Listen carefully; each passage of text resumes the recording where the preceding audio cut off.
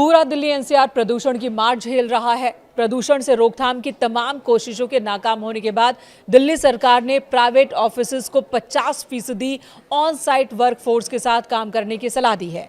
यानी कि 50% कर्मचारियों को वर्क फ्रॉम होम की सलाह दी गई है।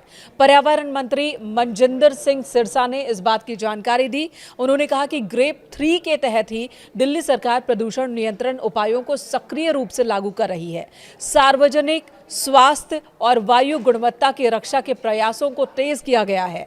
एमसीडी ऑफिस सुबह 8:30 बजे से शाम 5 बजे तक कार्य करेंगे, जबकि दिल्ली सरकार के कार्यालय सुबह 10 बजे से शाम 6:30 बजे तक खुलेंगे। आपको बता दें, दिल्ली एनसीआर में अगले 10 दिन के लिए AQI की वार्निंग जारी की गई है।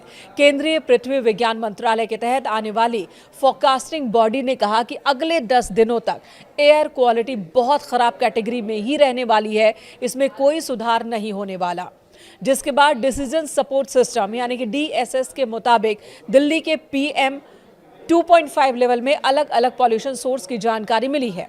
दिल्ली की जहरीली हवा में ट्रांसपोर्ट सेक्टर का सबसे बड़ा योगदान सामने आया है। लगभग 15% प्रदूषण की वजह ट्रांसपोर्ट ही है और ऐसे में वर्क फ्रॉम होम नियम से सड़कों पर गाड़ियों की संख्या कम होगी और प्रदूषण में कमी की उम्मीद है।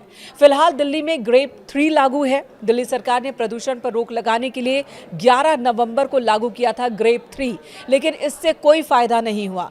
AQI स्तर में कोई सुधार देखने को नहीं मिला, जिसके बाद अलग स्टेशंस की बात करें तो AQI 400 के पार ही दर्ज किया गया है और यही वजह है कि ग्रेप 3 को और ज्यादा सख्त किया जा रहा है। फिलहाल ग्रेप 4 लागू नहीं है, लेकिन सरकार इसके नियमों को ग्रेप 3 के तहत ही लागू कर रही है और इन्हीं में से एक फैसला है दफ्तरों में लोगों की संख्या कम करना, यानी कि 50% कर्मचारियों के साथ काम करने का ये फैसला। CAQM ने अपने लेटेस्ट नोटिस में कहा कि CAQM ने 21 नवंबर 2025 को ग्रेप शेड्यूल को रिवाइज किया है ताकि इसे और सख्त बनाया जा सके, दिल्ली एनसीआर में एयर क्वालिटी को बहुत ज्यादा खराब होने से रोका जा सके।